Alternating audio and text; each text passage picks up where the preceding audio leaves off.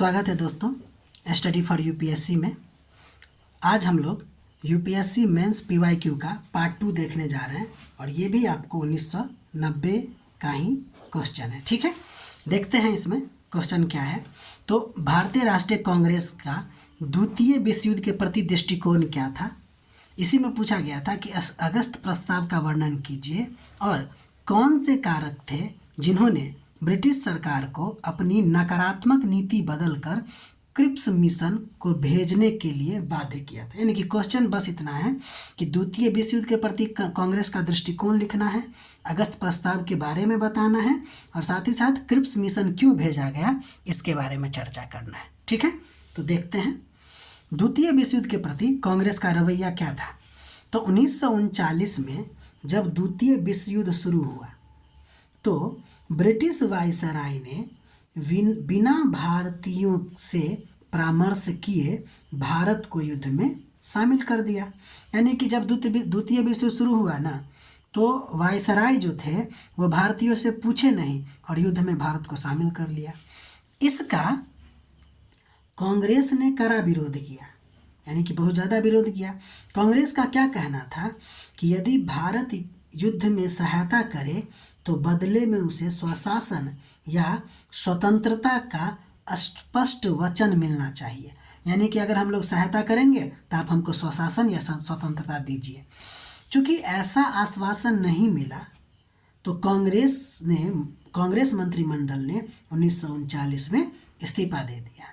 ठीक है, तो द्वितीय विश्व युद्ध के प्रति कांग्रेस का क्या रवैया था हम लोगों ने देख लिया। अब आगे पूछा हुआ था कि अगस्त प्रस्ताव क्या है।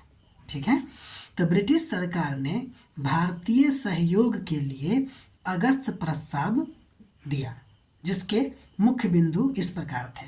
यानी कि अगस्त प्रस्ताव जो है 1940 में आया, जिसमें भारतीय सहयोग के लिए लाया गया था। तो इसमें क्या बातें थी? तो पहला कि युद्ध के बाद डोमिनियन स्टेट दिया जाएगा, पहला बात तो ये था। दूसरा था कि भारतीयों को कार्यकारी परिषद में स्थान दिया जाएगा। ठीक है, साथ ही साथ अल्पसंख्यकों के हितों की रक्षा की जाएगी। ठीक है, कांग्रेस ने इसे भी अस्वीकार कर दिया। क्यों किया? क्योंकि यह पूर्ण स्वतंत्रता के मांग को स्वीकार नहीं करता था। इसके जवाब में गांधी जी ने व्यक्तिगत सत्याग्रह को आरंभ किया। ठीक है, तो अगस्त प्रस्ताव क्या है वो भी हम लोगों ने देख लिया। अब क्रिप्स मिशन जो भेजा उसके पीछे का कारण देखते हैं। ठीक है, द्वितीय विश्व युद्ध के दौरान ब्रिटेन की स्थिति जो है अत्यंत दयनीय या गंभीर होती जा रही थी।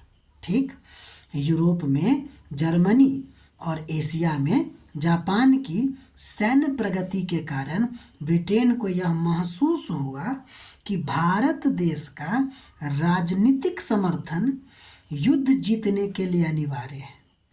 द्वितीय विश्व युद्ध में कांग्रेस की स्थिति खराब हो रही थी। यूरोप में जर्मनी और एशिया में जापान अपना सैन्य प्रगति कर रहा था। तो ब्रिटेन को ऐसा लगा कि भारत जैसा विशाल देश का हमको राजनीतिक समर्थन युद्ध जीतने के लिए चाहिए। ठीक है, दूसरी ओर कांग्रेस का मंत्रिमंडल से इस्तीफा हो गया था।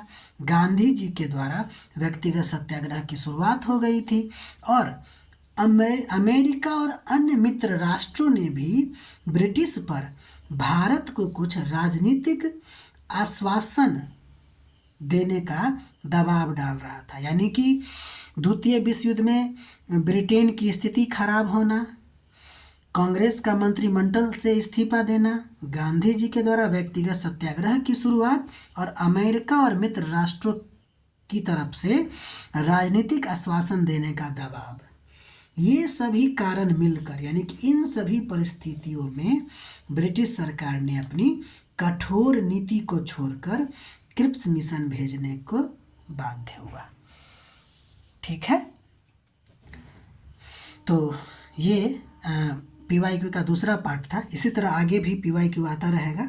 आप लोग इसका नोट बनाते रहिए। इसमें जो भी पॉइंट आप लोग को अच्छा लगे वो कीजिए, लिखा कीजिए और सब्सक्राइब भी कीजिए और इसको शेयर भी कर दीजिएगा।